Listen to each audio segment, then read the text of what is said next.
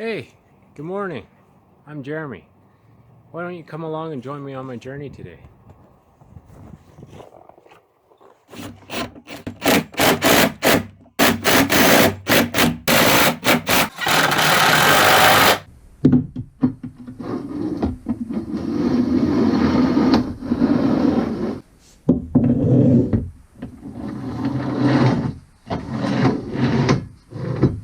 So this morning I came out and I went straight to my big drawer, and it's still, I'll show you in a second, it's still square, it's still solid, it's ready to go. And I cut down my steel square tubing for my slides, and I temporarily installed it with a couple self-tapping screws on each side. Still trying to determine the best way to attach it to be nice and strong, but we'll do trial and error and see what I have kicking around in the shop and go from there. So let's take a look at the new slide. So there's a big drawer, and here we go.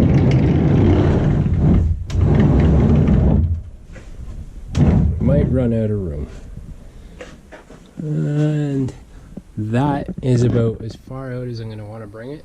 There's that, maybe even not that far, but there's a set of bearings right there, and I don't want it to go past that set, so I'm going to have a stop block there.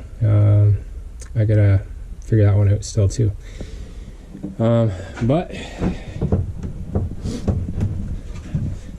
I think, like, I'm not going to put a huge amount of weight in here, maybe 100, between 100, maybe 150 pounds of gear and tools and such. And I'm confident those bearings can hold that weight. I'm happy with that. I need to shim it over just a touch. Well, make some shim guides anyway. So if you look right here, I've got it, it's touching there when I slid it back. I've got about 1/4 of an inch gap on that side. So I can center it. I had it centered, so that's about 1/8 there and 1/8 there. I was going through my stuff of cabinet supplies, and I have these from, I don't know, they've been sitting in a box for probably 20 years from when I was selling cabinets. And it's just, I'm gonna insert, let's see, we got this one. I'm just gonna screw these on like so, and I'll have those at the front end and at a midpoint. Let's see, got one more in here. Screw this guy in here, and then when it comes out, it slides on those. Okay, so back to work on the drawer or something else. I'll see. Happy with that. Might think about it over the day while I work on some other stuff. What else do we got today? Clean up the shop for one. Always need to clean the shop. It's like a non-stop process. I need to cut a panel that goes in on the top of that. I'm just going to put some 1/4 inch on top or whatever I got kicking around, just so stuff doesn't fall through into the drawers. I took the top off because I had to do some modifications when I put the big drawer in. Got the lights done, switch in. Yeah, we'll see what else happens throughout the day. I still got that stupid thing. What I picked up on Amazon with the bearings, I picked up 100 of them. They're skateboard or rollerblade bearings. I got 100 of them for $35 roughly with free shipping. This is an actual dimension or actual thing. I just trace it, but and I used a caliper to get the actual dimensions. But it's 8 mil inside, 22 mil outside, and 7 mil thick. So this way. I just wanted to show you what I did. This is my trial and error board. I mounted 2 pair, so 4 bearings in numerous spots, 1 foot apart, replicating the spacing I'd use inside the drawer slide. And basically the only difference is the spacing apart. At first I thought maybe having a little bit of play would be good. That wasn't good. And then I tightened it up, but I tightened it too tight.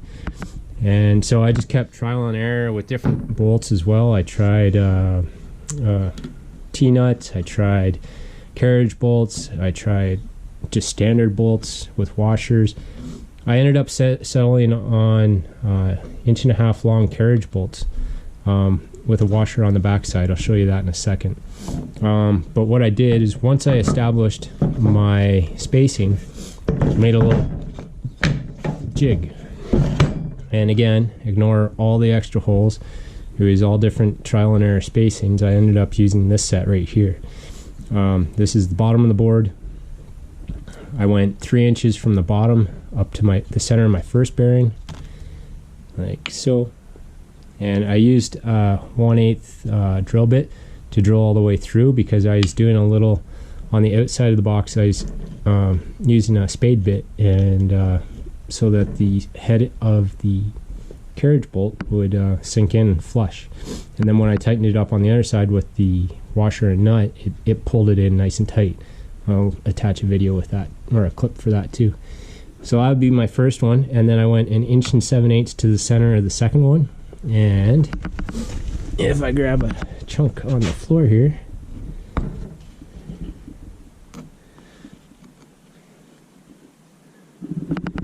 that's what it looked like. It just makes contact on each side. So here's the setup that I ended up using. It's I'm just going to use some random holes, but it doesn't really matter. I'll use these guys here. I had my 1.5 inch by 5, so I used 5/16 for everything. It is 8 mil on the inside of the bearing, and 5/16 fit really well. I wanted to get all M8 bolts and washers and nuts and everything, but I just couldn't get them quickly or easily enough, and the cost difference was almost double. So I went with 5/16. It has very little play, a little bit, but not a lot. I was content with it, and so I went with 5/16. That's what I did for laying out my holes and putting it all together. This is just a scrap piece of wood. Ignore the cuts. Pretend this is the side of the box for my drawer that I need to attach all the bearings to. So I first I went through and marked out all my centers.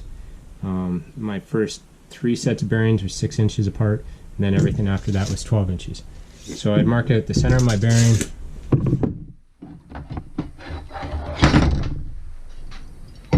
take my square, draw a straight line. And then one thing I did on my drill jig is, this is my holes. I have my center line right through it. I drilled my holes right on my lines, and then at the top I also took my square and I continued that line across. So now all I do, like, this would be the floor of my van. This would just sit down on the van, but right now I'm lining up the edges, and then I take that line, I'm gonna bring it in.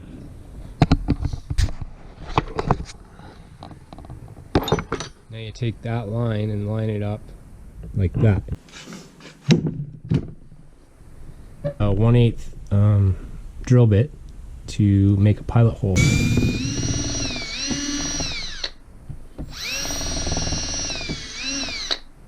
So now we got our 2 holes. That's going to be, they're going to be consistent all the way through, because we're going to use the exact same jig all the way through.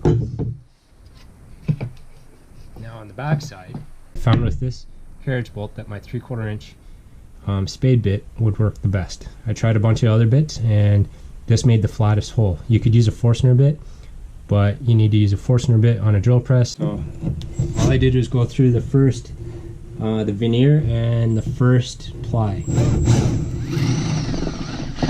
So that's the veneer. That's the first ply. It's not very far. You can see the color change as you drill through. After that, I drilled my hole again for my bolts. So then,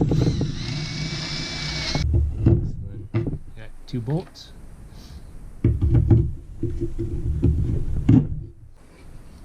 Flip it back over, and I went with, again, 5/16 flat washers. And then I had put my Loctite on. I'm not going to do that because I want to be able to reuse these later.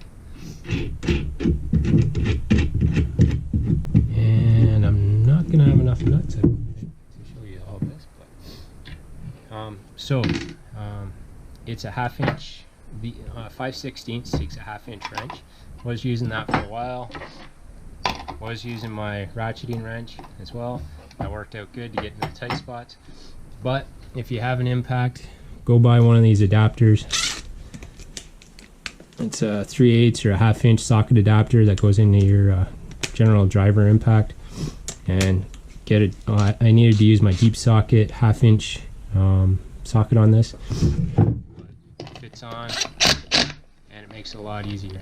Just watch this on the back side, and you'll see how it gets sucked right in. Just like that. And then, just to make sure, I take my square, and it's still rubbing just a little bit.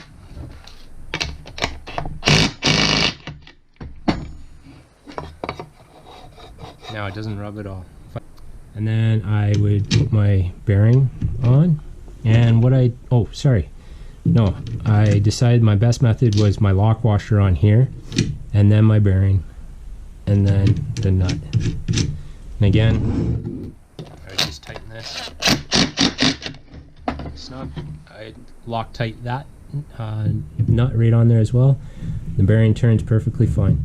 The reason I went with the lock washer on this side was to push the bearing out that extra 1/16 of an inch outwards, so I get more contact with the steel instead of just riding the edge. I was going to put it on this side, but then it pushes the nut out, and yeah, it just ended up working a whole lot better putting it on the inside.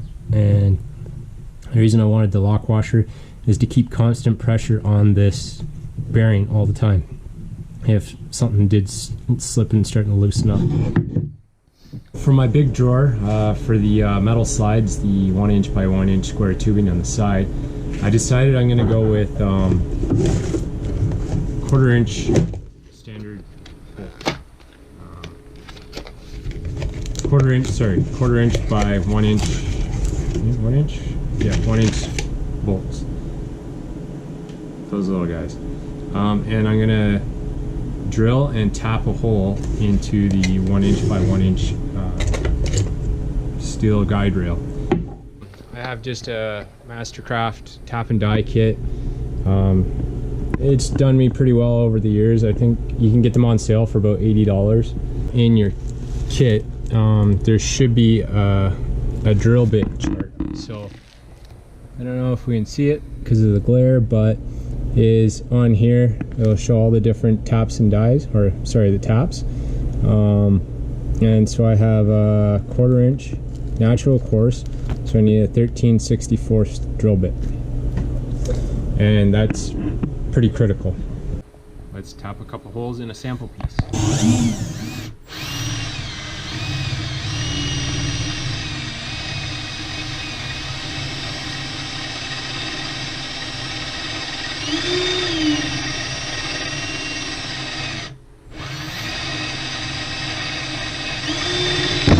So once you've loaded up your tap, you just line it up straight with your hole, and you slowly turn it. Do not do this in a drill. You'll just destroy your bit and probably your hole.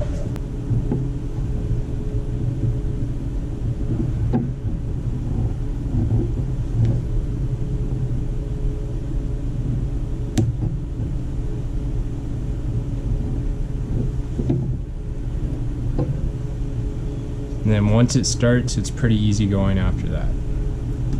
Takes a little bit of force, and then once you get to the actual full thread spot, it'll be a lot easier.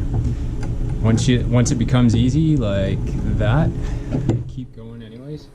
You want to make sure the whole thread's all cleaned out, and it should just spin with one hand. Back it all the way out.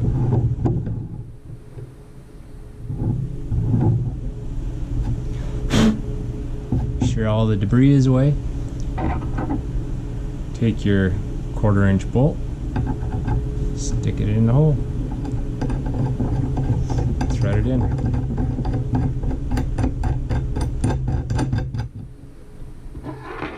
There you go. I like to tighten it right down to make sure the threads are actually going to be good all the way, because if it doesn't lock the bolt in like it should, like a nut, then you've used the wrong tap. You might have drilled the hole too big, but that's nice and tight. I'm very happy with that.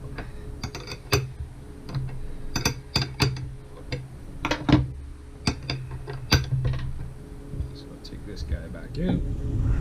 So now we're going to do a sample of the 3/4 inch plywood that I used for the drawer, and put a hole in that, a countersink hole, then a hole, and then put everything in and bolt it right to that piece of square tubing that we just put that we just tapped a hole into.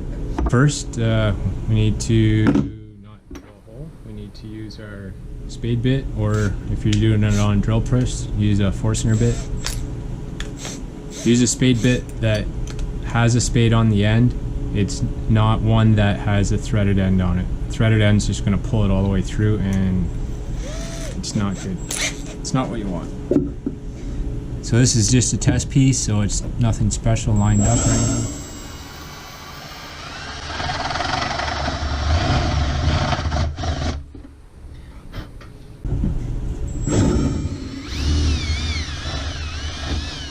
The way this is going to go is the washer, lock washer, drop the bolt in, there's our bolt hole. Get it started. 7/16 socket for a 1/4 inch bolt.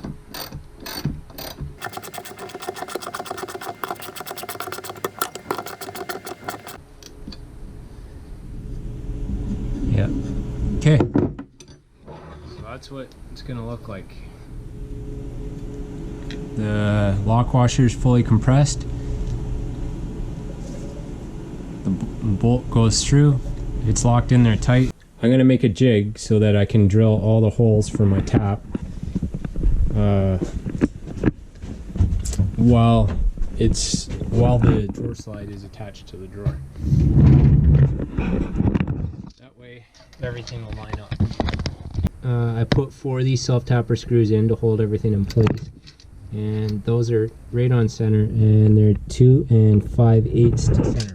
I ran this through the miter saw to make sure I had a nice flat square end. And so now all I'm going to do is go up 2 5/8. Draw a line this way.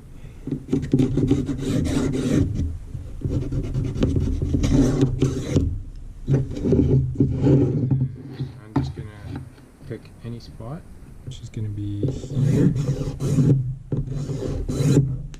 I'm actually going to cut this off right here in the miter saw.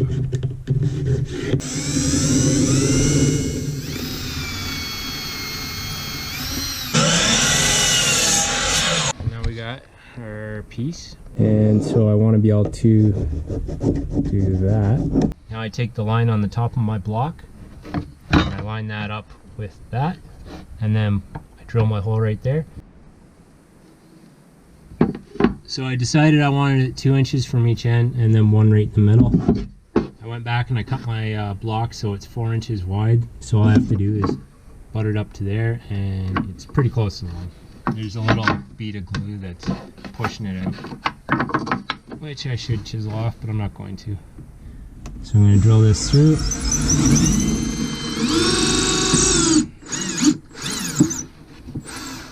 Once I hit the steel,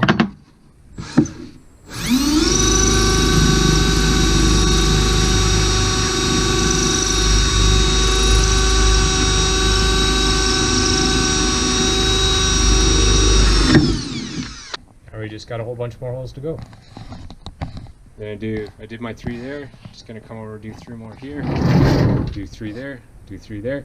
So get all the holes drilled, we'll take it all apart and start tapping all the holes, I guess.